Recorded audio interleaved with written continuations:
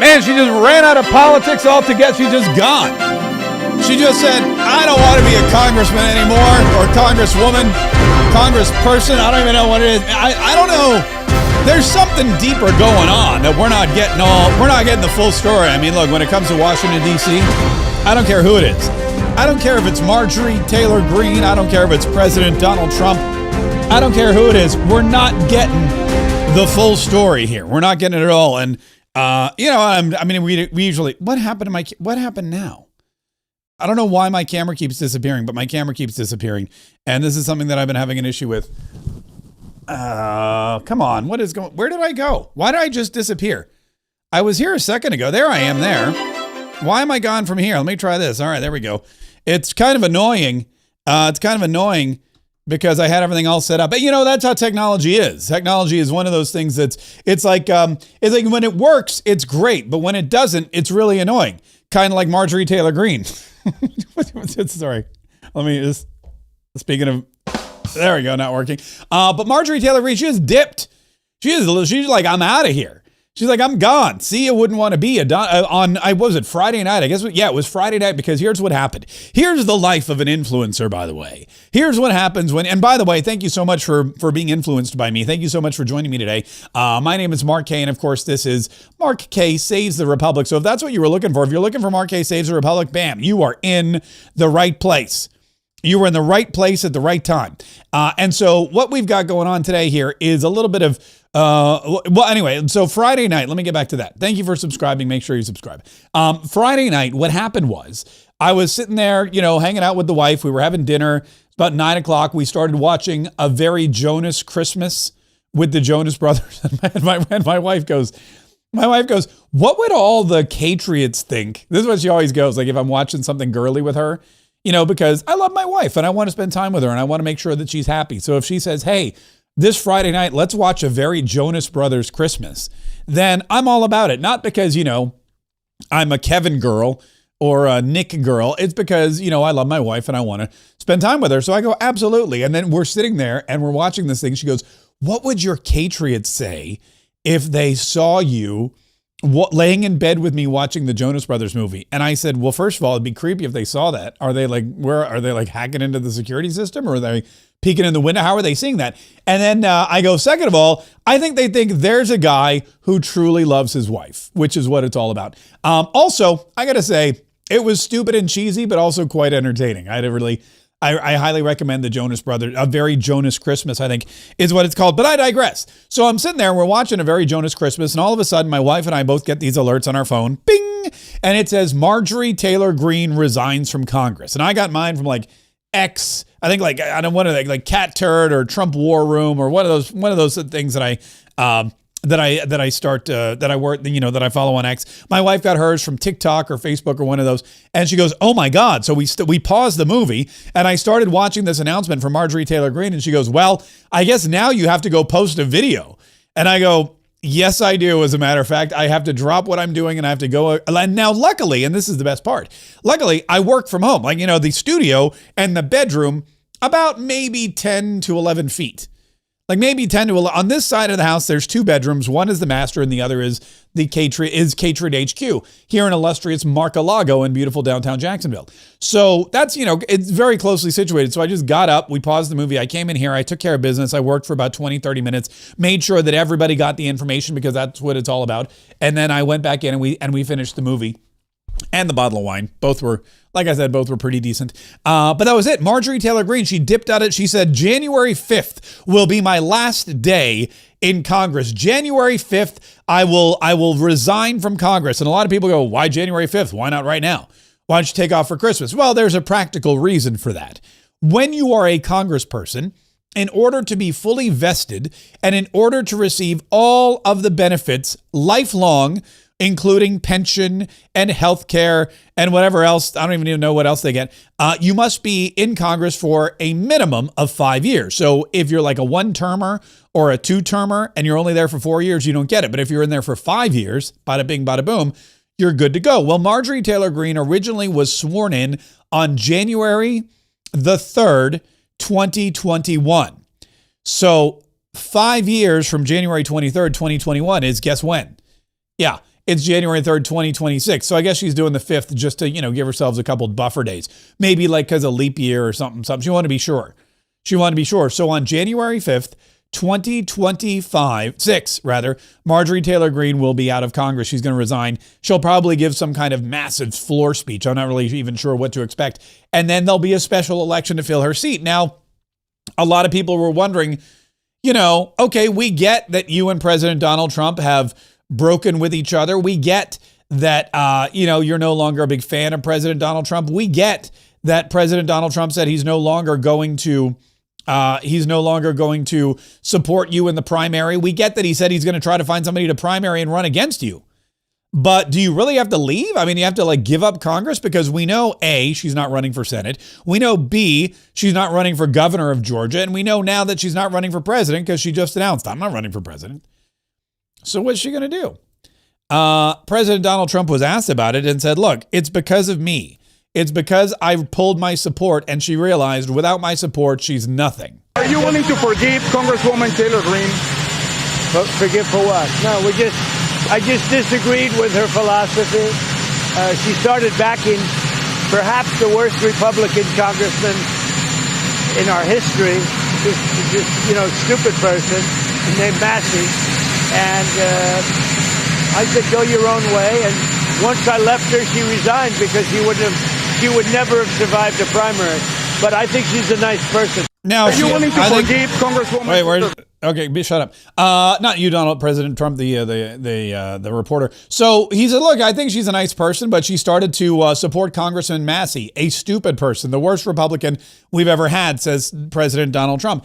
And I'm going to be honest with you. In resigning her position as Congresswoman, Marjorie Taylor Greene has done a couple of things. First of all, she's made the razor thin, almost non-existent majority that the Republicans hold in the House of Representatives almost now totally non-existent, because it's yet another vote that we lose. It's now like 218 to 215 or whatever it is. It's ridiculous is what it is. It's the slimmest of majorities. And for whatever reason, over the last 2 years, we just keep bleeding Congress people. First, there was George, what's his name?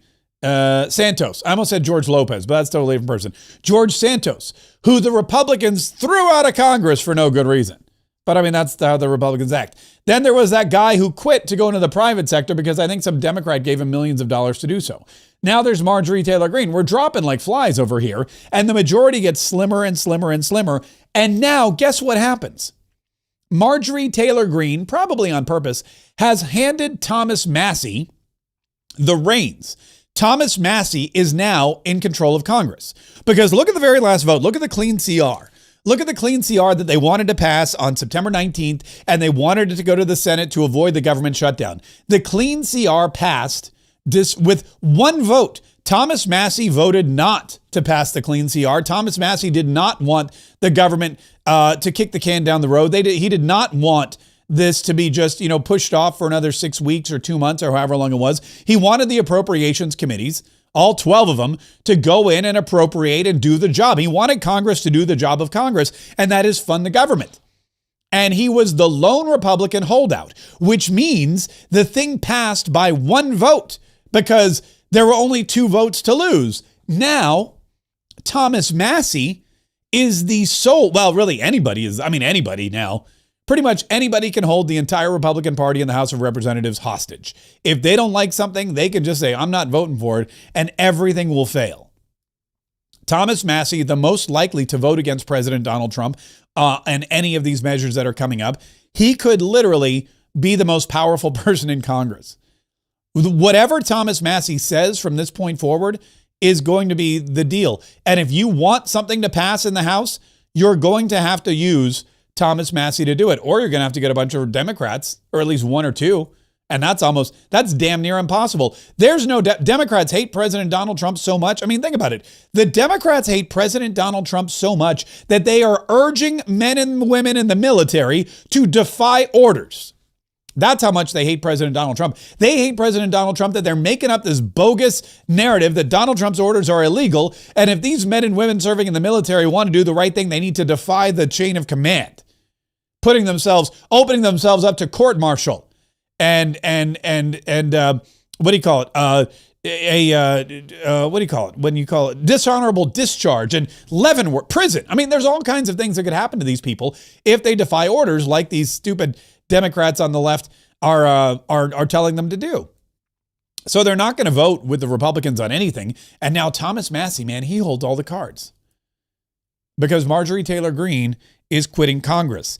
And that special election will happen probably sometime in the summer. I mean, you're going to have a long period of time where the majority in the House of Representatives is razor thin. And look, I'm not saying anything else bad could happen, but as we always know, there's a lot of old people in the House of Representatives. There's a lot of old people representing people. There's a lot of old people all over this country who decided to go to Congress, and you never know what's going to happen to them. You never know if they're going to come down with some kind of health concern. You never know if something's going to happen and they're not going to be able to vote. They're going to have to shirk their duty to their constituents. That happens. And maybe not one of them, maybe a close family member, maybe something tears them away from Washington, D.C. Yes, go be with your family, but at the same time, the voters need Republicans to keep the House going now more than ever. Every single vote is important. Every single one. And that is something that Marjorie Taylor Greene knows. And I think that's another reason why she's dipping out. But she is not at all, she's not doing anything political anymore, which is kind of interesting. Zoran Mamdani, this was a weird weekend because on Friday, Zoran Mamdani came to the White House and he met with President Donald Trump and they had like a gay old time. They were yucking it up. They were having some laughs. Donald Trump was in a great mood. Donald Trump, I don't think I've seen him in this good a mood. I mean, in a very long time. He's usually in a good mood, but he was jocular and he was laughing and he was silly almost. When Zoran Mamdani, somebody from the press asked Zoran Mamdani, hey, do you think President Donald Trump is a fascist? And Donald Trump had a blast with this question. Are you affirming that you think President Trump is a fascist? I've spoken about... That's okay. You can just say yes. Okay. All right. Okay. It's easier. It's easier than explaining it. I don't mind. Just have someone. I don't mind. Just have someone. I don't mind. Yeah, just say yes. You think I'm a fascist? Just say yes because it's easier. Because these people, they're not going to let up, and you're going to get caught in a lie. He goes, just tell the truth. Do you still think President Donald Trump's a fascist? Oh yeah, I do. Even though you're standing next to him here in the White House, yeah, it's fine. And Donald Trump goes, I don't mind. You whatever you want to do. Donald Trump's been called worse by worse people, but he was having just a blast. And he said their meeting was incredible. We had a meeting today that actually surprised me. He wants to see no crime. He wants to see housing being built. He wants to see rents coming down, all things that I agree with. Now, we may disagree how we get there, the rent coming down. I think one of the things I really gleaned very much today, he'd like to see him come down, ideally, by building a lot of additional housing. Yeah. That's the ultimate way. He agrees with that, and so do I. But if I read the newspapers and the stories, I don't hear that. But I heard him say it today, and I think that's a very positive step. No, I don't expect. I expect to be helping him, not hurting him. A big help, because I want New York City to be great. Look, I love New York City. It's where I come from. I spent a lot of years there. Now I'm right here. We took a big setback with the mayor that we had, Dave de Blasio. I thought it was a tremendous setback for the city. I think this mayor can do some things that are going to be really great. Yeah. So President Donald Trump is, much to the chagrin, Laura Loomer was beside herself. She was so mad. Much to the chagrin of a lot of people in the Republican Party, President Donald Trump got along really, really well. Got along really well with Zoran Mamdani, welcomed him with open arms and said, yeah, I hope he succeeds and I will do whatever I can to help him succeed. And I got to be honest with you, it was a little bizarro. It was a little bizarre to watch. On the same day, Zoran Mamdani, a self-proclaimed Muslim communist from New York City, who has multiple times called President Donald Trump a fascist and probably a lot worse, comes to the White House and gets greeted by a friendly, open-armed, loving, fun, guy in President Donald Trump. And Marjorie Taylor Greene, his longtime ally, quits Congress, but for good because of the rift that she has with him. It is, I'm going to be honest with you, even for me, and I follow this all the time, it's a little bizarre. It's a little bizarre. It's a little bizarre. President Donald Trump trying his best to unify the Republican Party. He wants everyone to know the Republicans have never been more unified. I don't know if I agree with that. I mean, I think there are times when we've been more unified than we are. I think there are times when we're super unified, and there are times like this where we're maybe not overly unified. I wouldn't say we're overly unified now, not just in the Republican Party, but in the media. You have the Ben Shapiro, Tucker Carlson rift. You have the Candace Owens versus everybody rift. Oh, by the way, Candace Owens says the French are trying to assassinate her. That is weird, isn't it? There's so much. It's gonna be like a. It's gonna be kind of like a cornucopia, which is great because Thanksgiving's coming up. It's going to be a cornucopia of information today on Mark K Saves the Republic because Candace Owens over the weekend, let me see if I can find this. She released this really wild post. And I posted it on my Facebook page and somebody came up with the best response. I go, are we supposed to believe this? And somebody wrote, I think she believes it. And I guess it's all that really matters. But here's what's going on in the world, okay? Right now, Candace Owens has posted this on her X feed. Urgent. 2 days ago, I was contacted by a high-ranking employee of the French government. After determining this person's position and proximity to the French couple, meaning Emmanuel and Brigitte Macron, I have deemed the information they gave me to be credible enough to share publicly in the event that something happens. In short, this person claims that the Macrons have executed upon and paid for my assassination. Okay? Now, this is, again, it seems to me, it's not like it's a, hang on, let me just readjust my seat here. It's not like it's the French government almost. It seems like she's making out to be like Emmanuel Macron, lay down a couple million francs so that he could get her killed out of his own bank account because they've executed and paid for my assassination. Yes, you read that correctly. More specifically, that the green light was given to a small team in National Gendarmerie Intervention Group. I am told there is one Israeli that is on this assassination squad, and the plans were formalized. Now, this is where it gets really weird. There's an Israeli on the French National Gendarme Intervention Group? Really? That is... I mean, I don't want to say it's unbelievable, but it is difficult to believe that there just happens to be, because, Candace Owens has come out in against Israel. Candace Owens has been vocal about being on the Tucker Carlson, we got to cut all ties with Israel, side of the whole debate. Ben Shapiro and Candace Owens, button heads. Then there's the whole Charlie Kirk, Erica Kirk thing. But now she's saying not only do the French hate her because she, get this, has proof that Brigitte Macron is a man. And I guess the lawsuit they filed wasn't enough. Now they're just going to kill her. And oh yeah, fun fact, just to add like the cherry on top is there's an Israeli on the assassination squad. Again, this person provided concrete proof that they are well placed within the French government apparatus. Further to this point, this person claims that Charlie Kirk's assassin trained with the French Legion 13th Brigade with multi-state involvement. Journalist Xavier Poussard's life is also at risk. This is deadly serious. The head of state of France apparently wants us both dead and has authorized professional units to carry this out. I ask that every person retweet and share this.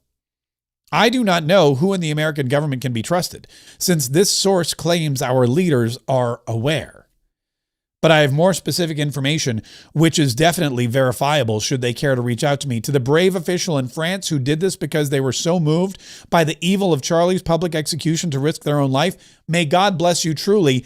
Let all be revealed. So the French now have assassinated Charlie Kirk with the help of an Israeli on their assassination squad. And now that team has been hired by Emmanuel Macron, the president of France, to take out Candace Owens and Xavier Poussard. Again, I don't know if any of this is true. I just know what I read on X. But Candace Owens seems to believe that it's true. So, God love her. On another note, on a happier note, the turkeys have arrived. I don't know why Zoran Mamdani, Marjorie Taylor Greene, and Candace Owens made me think of this. But the office of the First Lady posted this up. The turkeys have arrived. And in what is a barbaric tradition, they bring This is it's actually my favorite. This is like, people don't realize this, but the pardoning of the turkey is not just the pardoning of the turkey. It's like a gladiatorial, competition. It's a publicity contest, or popularity contest. So there's 2 turkeys that come to the White House every year, and one of them gets a pardon. Okay. The other one does not. And you know what happens with a turkey that doesn't get pardoned, right? Yeah. So Gobble and Waddle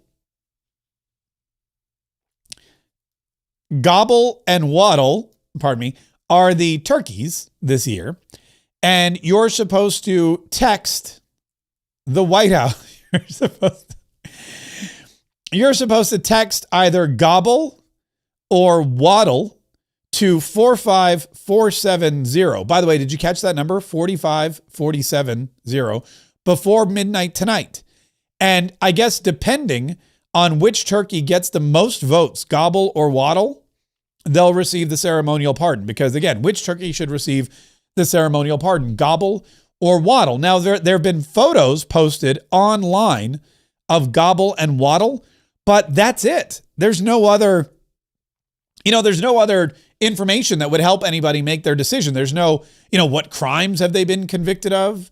What crimes, what's their sentence? If they don't get pardoned, how long will they be set? I guess they're all set to death. But there's all we know. We don't know if Gobble and Waddle have families, children. We don't know if they've made any contributions to society positively or negatively. It's just their names, Gobble and Waddle. And then there's photos. Now, based on the photos, and again, I know absolutely nothing about turkeys. Based on the photos of these 2 birds, they look pretty much exactly alike. Like, they look exactly alike. These birds look like it looks like the same bird, but from a different photo, like the different side. It looks like they took a photo of Gobble, spun him around, took the other profile, put it on the other side, and said, okay, we'll just call this one Waddle. I really don't see a difference between the 2. And I'm not being racist or anything. It's just, all turkeys kind of look alike to me. So Gobble and Waddle are there, and I have no idea which one to vote for. So I'll just abstain. Probably I just won't vote, just like my congressman did in the censure for Stacey Plaskett. But anyway, but that's coming up tomorrow. Now, so tomorrow at the White House, a very busy day. President Donald Trump will be pardoning either Gobble or Waddle based on your votes. And this, again, the other one goes right back to the farm. So what people don't realize is that this is one turkey is pardoned and the other one is eaten. And there's always been 2 turkeys. They've always made it into a competition. And I'm not really sure why. That is, but they like to do it. They like to let you know one of these turkeys is going to win the ultimate prize. They're going to go to a petting zoo somewhere and live out the rest of their lives. And the other one is going to be on a plate on Thursday afternoon, somewhere I would imagine in the Washington, D.C. metro area. There's other news going on today in other holiday news. Wait a minute. Where's the Christmas tree? Here, look, the Christmas tree. The First Lady's account has been very busy today. Look, there's the White House Christmas tree being delivered by the Clydesdales.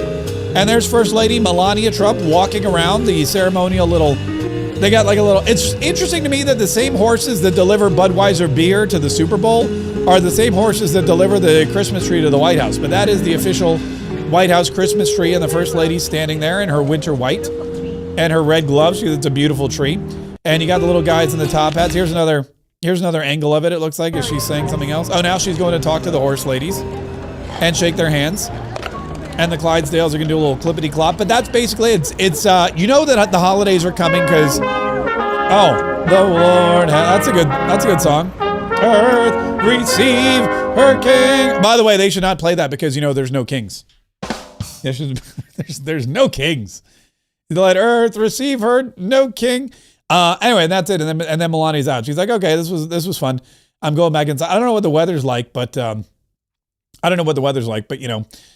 maybe she went back inside because it was cold. In the meantime, President Donald Trump is doing a lot on the international front. He's still trying to stop this war in Ukraine, and it appears that we may be close to stopping the war in Ukraine. In fact, President Donald Trump was at the White House, as we mentioned, with Zoran Mamdani, and one of the reporters asked him, because President Donald Trump, Marco Rubio, Jared Kushner, and Steve Witkoff presented a 28-point plan to Vladimir Zelensky to end the war.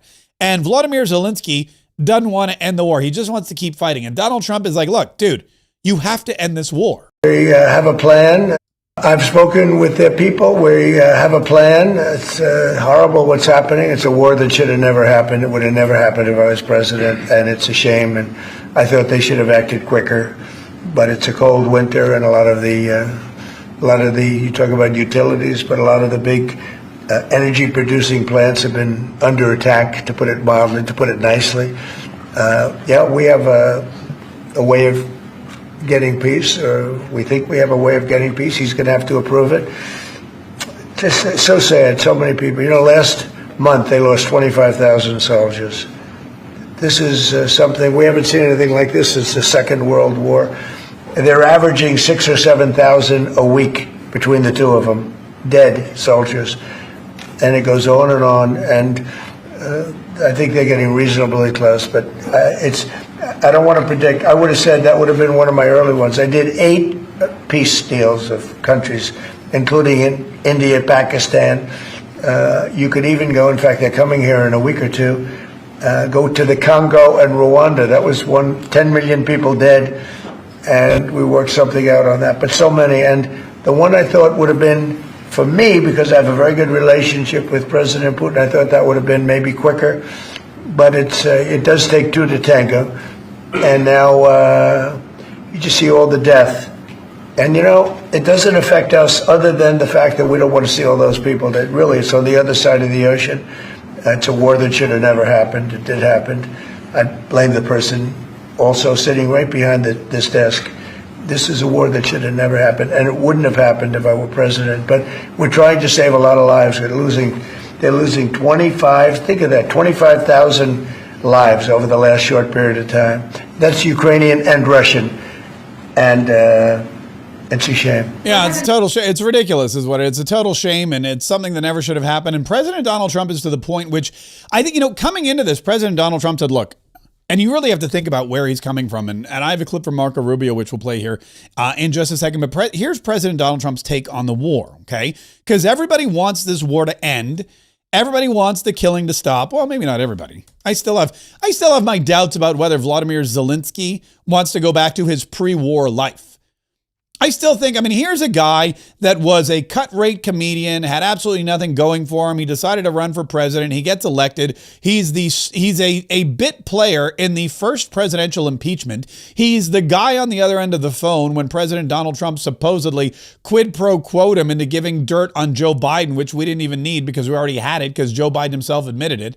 He was the guy that set in motion. He was the tipping point for impeachment number 1.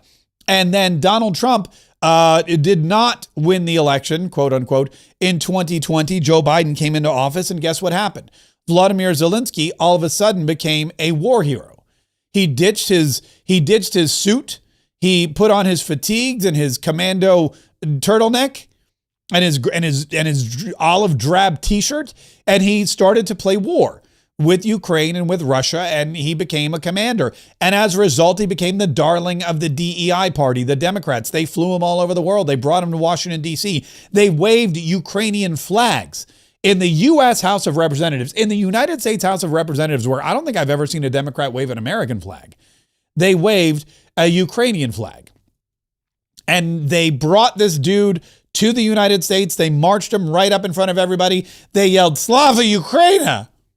Slava Ukraina!" That was Nancy Pelosi. Slava Ukraina! They yelled that over and over again. They gave him a big fat check. Keys to the city. He got the cover of Vogue magazine. He got to fly all over the world. He spoke to the UN. He got standing ovations. He became a household name.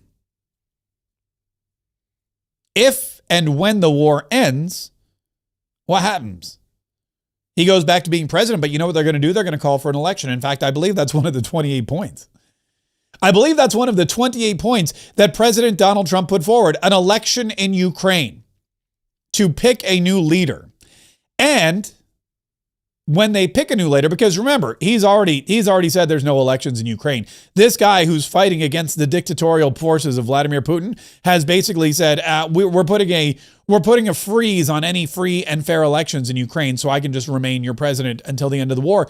That guy's going to be ousted. He'll be gone, and when he's gone, somebody else comes in and somebody else gets the glory, and Volodymyr Zelensky goes back to being, I don't know whatever he was beforehand, in a war-torn country, in a war that he wasn't able to win. But the fact of the matter is that President Donald Trump didn't start this war. He didn't want this war to start.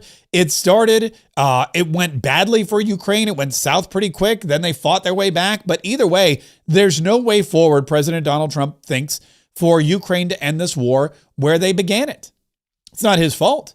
But if you want to end the war, there's got to be some negotiating being done. And Marco Rubio, Secretary of State Marco Rubio, said that he feels like we're very, very close. We had a very good day today. I think we made a tremendous amount of progress, even from the last time I spoke to you, and I apologize for keeping you waiting, but there was more work to be done. You know, we began almost 3 weeks ago with a foundational document that we socialized and ran by both sides, and with input from both sides. And one of the things that happens when you've been involved in this now for 10 months is you get a pretty good sense of what the priorities and the red lines and the important issues are for both sides. And so that allowed us to create a foundational document, which has been an ongoing working document. In fact, over the last 96 hours or more, there's been extensive engagement with the Ukrainian side, including our Secretary of the Army and others being on the ground in Kyiv, meeting with relevant stakeholders across the Ukrainian political spectrum in the legislative branch and the executive branch and the military and others to further sort of narrow these points. We arrived here today with one goal, and the goal was to take is 28 points or 26 points, depending on which version as it continued to evolve, and try to narrow the ones that were open items. And we have achieved that today in a very substantial way. Now, obviously, like any final agreement, they'll have to be agreed upon by the presidents, and there are a couple issues that we need to continue to work on. But I think the report today is that I think today was worthwhile. It was very, very, it is probably the most productive day we have had on this issue. Maybe in the entirety of our engagement, but certainly in a very long time.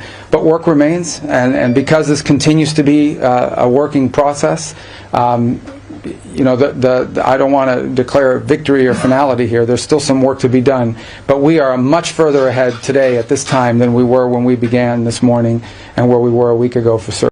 Okay, so Marco Rubio saying, look, we've been moving the needle and we're getting close to an agreement, and this could be something that by the end of the year, by Christmas time, I mean, this could be something that could truly make a difference in the war in Ukraine and could even bring it to an end by New Year's. That's what we're looking at. That's what we're starting to see. Are we to the precipice? Is this something Donald Trump is going to be able to do in his first year? Because remember, he took office January 20th.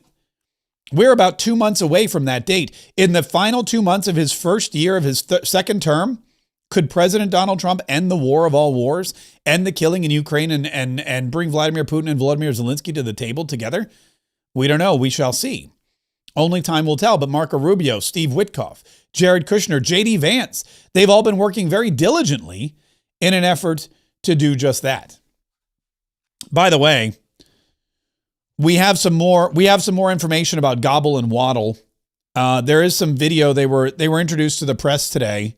So if you're trying to figure out Gobble or Waddle, which one should receive the pardon and which one should get the death penalty, again, they don't give you a lot of information to go on, but here they are at the press conference. Maybe you could just see how they interact with each other, how they interact with the press, and maybe this will help you come to some kind of conclusion as to which bird deserves to live.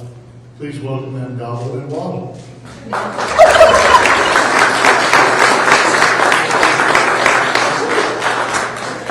And with that, it's my pleasure to introduce the farmer who raised these beautiful turkeys. And it has been a so they're just for over 10 years. Now the problem here is, please welcome them, Gobble and Waddle. Now there are a couple of problems here. First of all, these turkeys are in this press conference. They're just walking around this marble floor. They're not labeled. So I still have no idea which one's Gobble and which one's Waddle. They look exactly alike, and they still have given us no information. They're both just kind of standing there looking around like, where the hell am I? So yeah, again, I don't think I mean, again, it's 45470. If you want to text gobble or waddle, you can do that.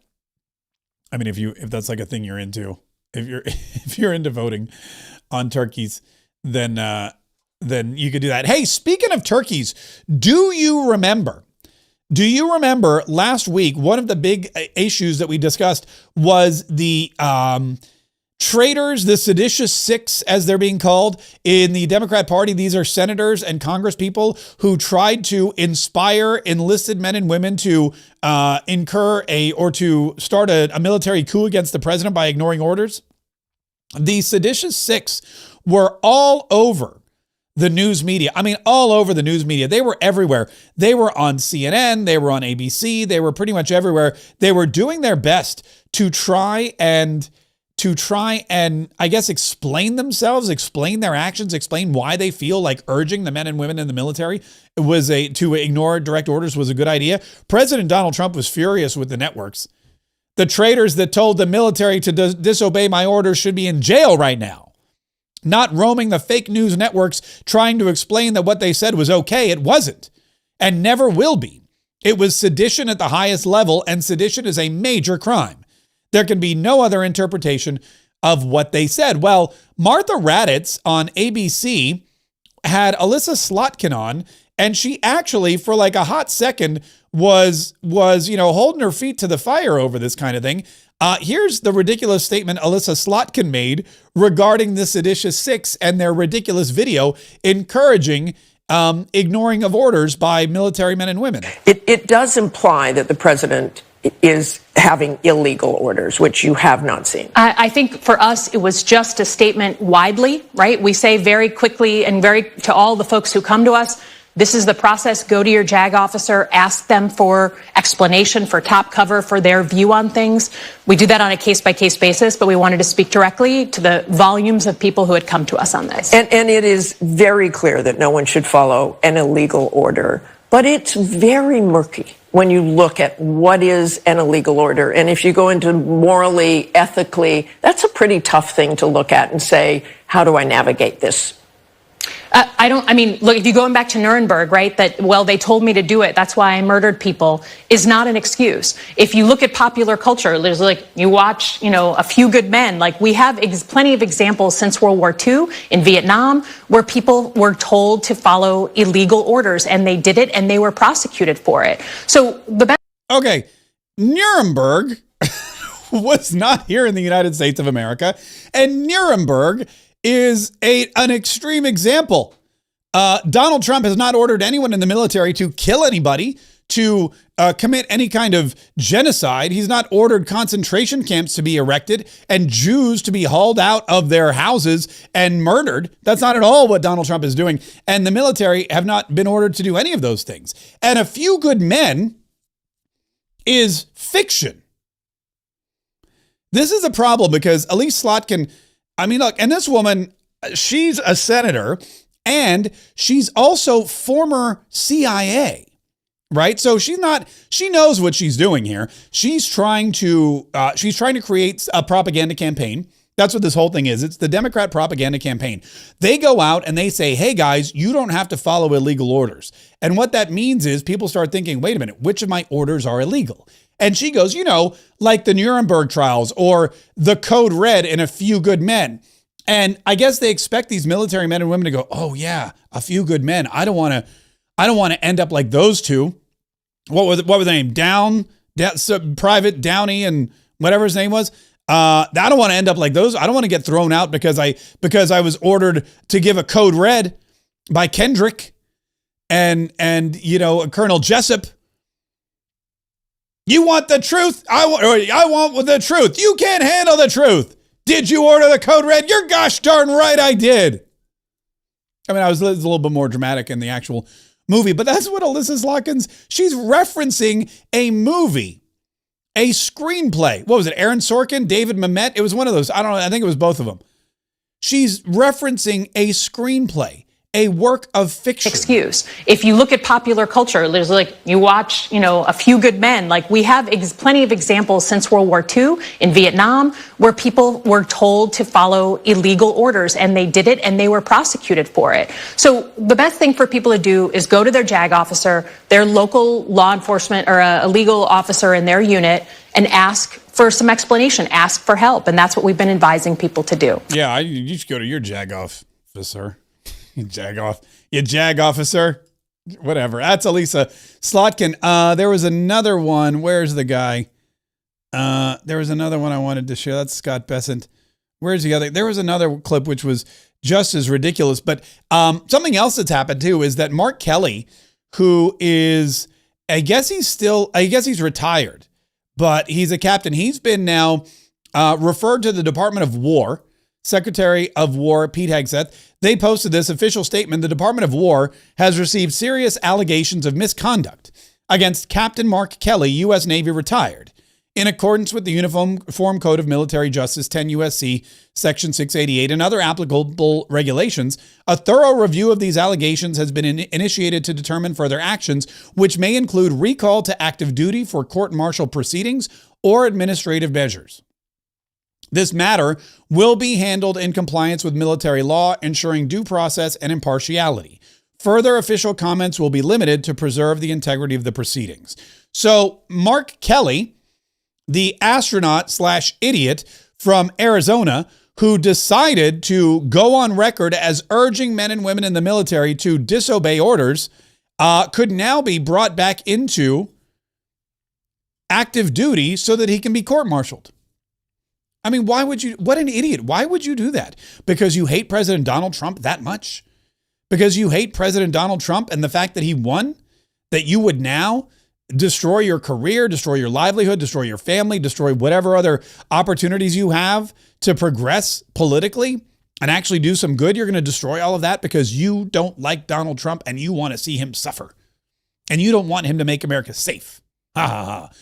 Donald Trump wants to keep drugs out of this country. We'll see about that. Ha ha ha ha. I'm going to make a video. I'm going to make a TikTok video with some of my other friends.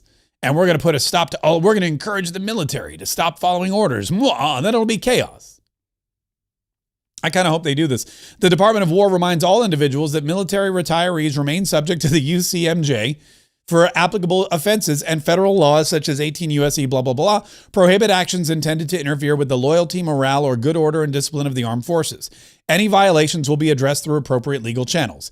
All service members are reminded that they have a legal obligation under the Uniform Code of Military Justice to obey lawful orders, and that orders are presumed to be lawful. A service member's personal philosophy does not justify or excuse the disobedience of an otherwise lawful order. This is exactly what the military is all about. You give an order, you get an order, you follow the order. Orders are not unlawful.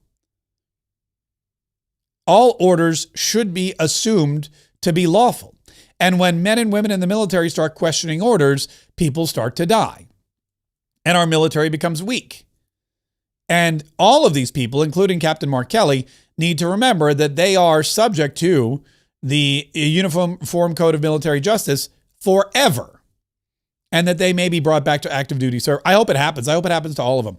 I hope they all get brought back to military service, and I hope they all get court-martialed, because this kind of dangerous behavior for the sake of hating President Donald Trump, which is all it is, they hate President Donald Trump, and so they're going to do whatever they can to stop him.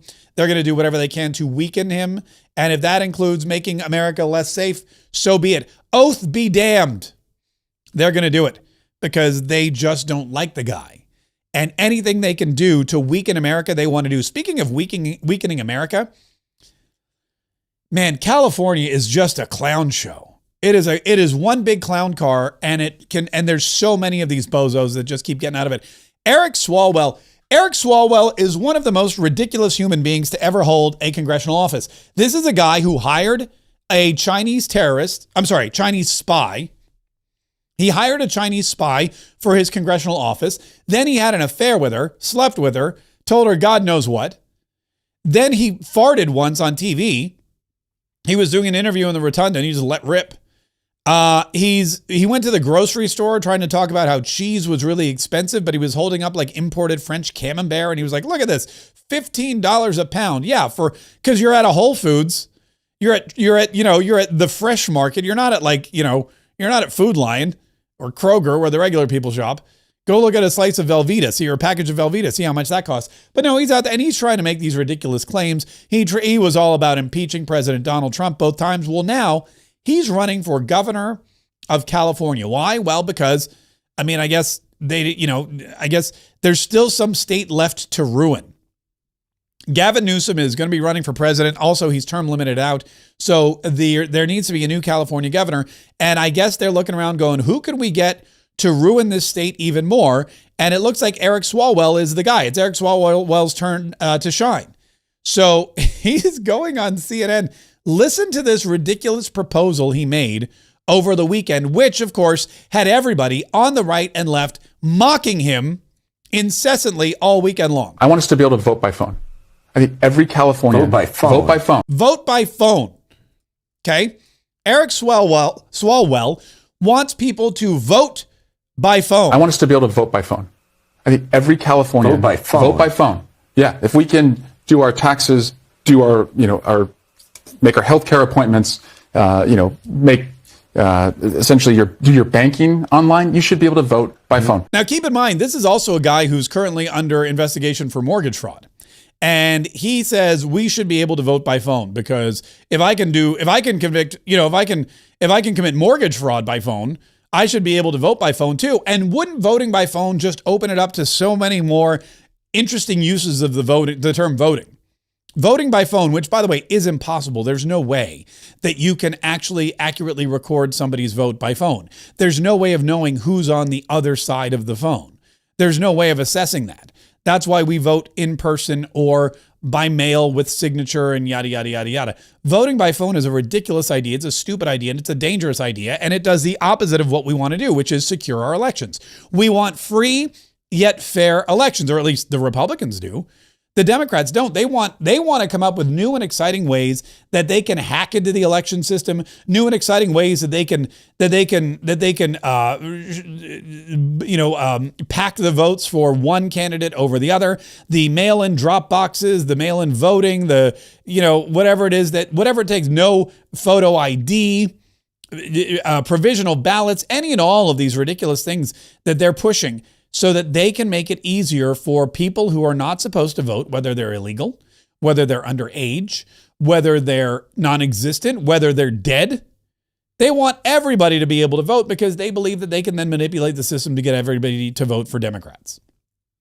Eric Swalwell, who is a candidate for governor in California. Keep that in mind too. This is one of the largest, richest, most powerful and important states in the union.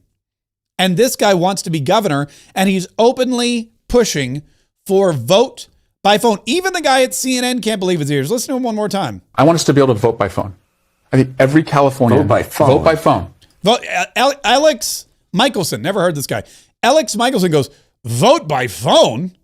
Like he almost wants to go, vote by phone. What are you, an idiot? But he does. He goes, vote by phone? You can't vote, you can't vote by phone. What do you mean vote by phone? That's not a thing.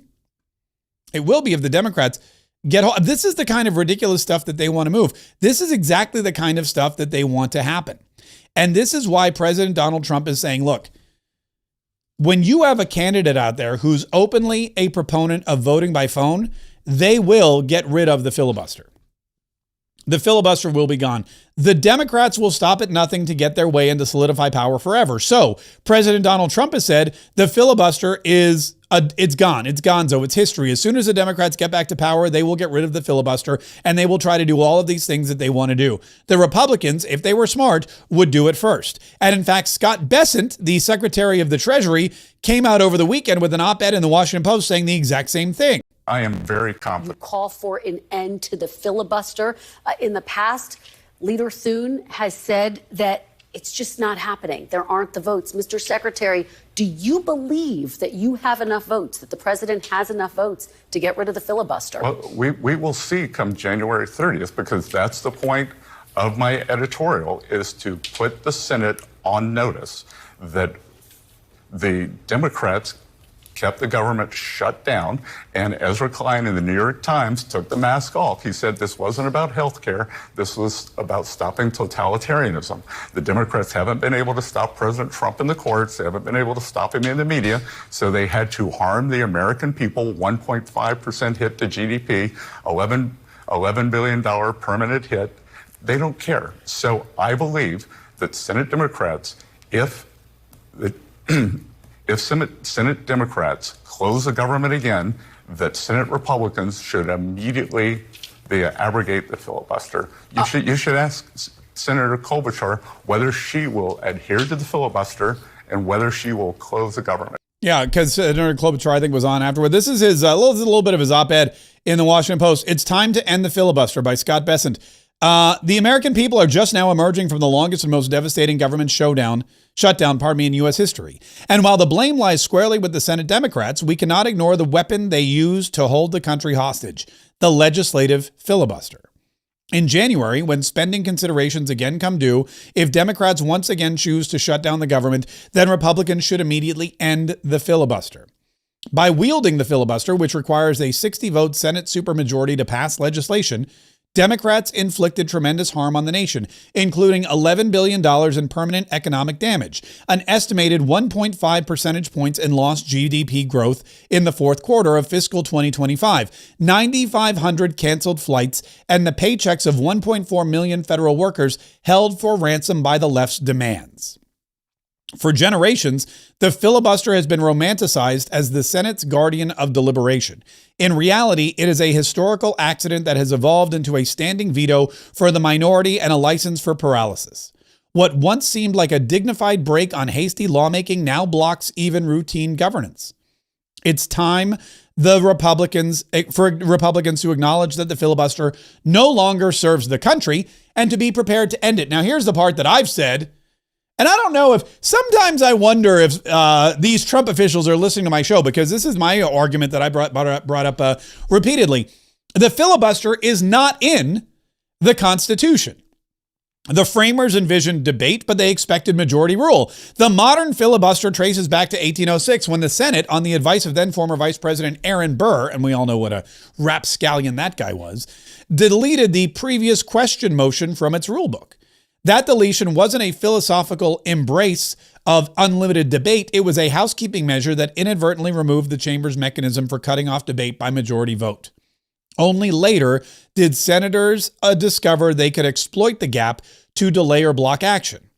In the modern era, merely threatening a filibuster typically forces a 60-vote supermajority to move legislation forward. Defenders of the filibuster argue that it ensures compromise, encourages bipartisanship, and protects minority rights. That may have been true decades ago, but it is no longer the case now. Today, the minority party can abuse the filibuster to the point of rendering the Senate almost useless as a deliberative body. I would say totally useless as a deliberative body, but, whatever. That's neither here nor there. Some Republicans hesitate to end the filibuster out of fear that Democrats will one day use the same power against them. But Democrats will use that power against them whether Republicans end the filibuster or not. GOP senators who defend the filibuster are ignoring basic game theory. As the classic prisoner's dilemma shows us in a repeated game, the player who always cooperates while the opponent who always betrays is doomed to lose. Democrats have already shown they are willing to change the rules when it benefits them. They have openly called for eliminating the legislative filibuster when it stands in their way. Former President Barack Obama described it as a Jim Crow relic. To believe they would hesitate to remove it when the next is in power, next in power is wishful thinking. Why should Republicans unilaterally disarm the Democrats or disarm when Democrats will never do so themselves? In any strategic contest, deterrence works only when both sides believe in the other side's willingness to act. By making clear that Republicans are prepared to end the filibuster and to govern without it, we strengthen our negotiating hand. Paradoxically, the credible threat of eliminating the filibuster could preserve it longer than endless appeasement ever could. January will test whether Republicans have the courage to follow through. If Democrats refuse to negotiate in good faith and close the government on January 30th, then Republicans must instantly abolish the filibuster. We cannot allow a procedural fossil to hold the country hostage. Ending the filibuster would break the legislative stalemate, make government more responsive to the needs of voters, and restore the Senate to its proper function. This is everything that I've been saying since President Donald Trump brought up the idea during the first shutdown. And now that the shutdown has ended without the filibuster being blown out of the water, the Republicans still need to revisit this idea. And I don't believe that, this shutdown on January 30th, first of all, the best thing that the Congress could do is actually, its job and not have to worry about it, get the appropriations bills to the floor and voted on so that the government can continue on. The government shutdowns aren't supposed to be a thing. These continuing resolutions that go on endlessly aren't supposed to be a thing. The government is supposed to, self-fund itself. Never does. The Appropriations Committee is a joke. The 12 Appropriations Committee chairs don't do what they're supposed to. The bills never come to the floor. Nobody ever votes on them. So we get continuing resolutions pretty much repeatedly. And the Democrats in the Senate took advantage of it. They're going to do it again on January 30th. And the Republicans have to be able to and willing to get rid of this filibuster. They're playing the game by the rules, and the Democrats are not. And as Scott Besson said, you are always doomed to lose. If that's what you do, you are doomed to lose. You cannot play a game by the rules when your opponent cheats or changes the rules to their benefit. Republicans are horrible because they have all the power and they refuse to use it. They don't think ahead. It's really, really frustrating and really friggin' annoying. I'm totally annoyed. I'm not totally annoyed. I'm actually in a really good mood. You know why? You know what we did this weekend? We went in and we met with all of our K's kids for the 12 Days of Christmas, which begins on December the 4th. It was amazing. We pre-recorded. We gave away all our gifts. We had such a blast. It was just incredible to see these K's kids. And at the same time, by the way, we've been blowing through these Hold'em poker tournament tickets. Now, the poker tournament is coming up a week from Thursday. So Thanksgiving is Thursday. The poker tournament is the following week. We're down to only 2 tickets at the VIK table. So if you want a VIK ticket, I would say go today. Go now. www.kskids.com. That's the website address, www.kskids.com. This is not just like something in your basement. This is a gala event. Anybody, if you're watching online, go to the chat, tell everybody how amazing this is. There is a full buffet of delicious food, never-ending food, by the way, from Best Bet, and they have one of the best catering menus and one of the best chefs in town. That's why so many great events are held there. There's open bar. Well, you get drink tickets, so it's open as long as you go through your drink tickets. But everybody gets drink tickets, so you can get free drinks while you're there. There's a $1,000 cash prize. And that's no joke. $1,000 cash prize. There's a $1,000 cash prize going to the winner. There's a $500 prize for second place. There is a $250 prize for third place. So worst case scenario, you buy a $250 general admission ticket, you get free dinner, free drinks, you win back your money, and the whole thing was free. And you got to support an amazing charity at the same time. There's all kinds of great gifts. There's all kinds of fun. There's all kinds of camaraderie. There's amazing people there.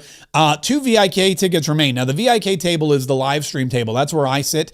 Hannah Guile, my former producer, will be with this as well. Some other special guests. And if you would like to join us at the VIK table, like I said, there's only 2 tickets left. So jump on that. There's also full table tickets available. Now, the full table is the way to go. If you have a business or if you have, a bunch of friends, get together and buy a table because the table will save you money. You will be able to help K's kids and get a bargain at the same time. When you buy a full table, you pay for 6 tickets, but you get 8. And you all get to sit at the same place. You get to hang out with all of your friends, all your relatives, all your coworkers, whoever you want. We have people who every year buy tables, bring their clients, and they have a blast. They buy tables, they give it to their employees to say, hey, thanks for an amazing job this year. And guess what? It's all tax deductible. And your accountant's going to love it because they want tax deductible donations at the end of the year. And starting on December 4th, we are also going to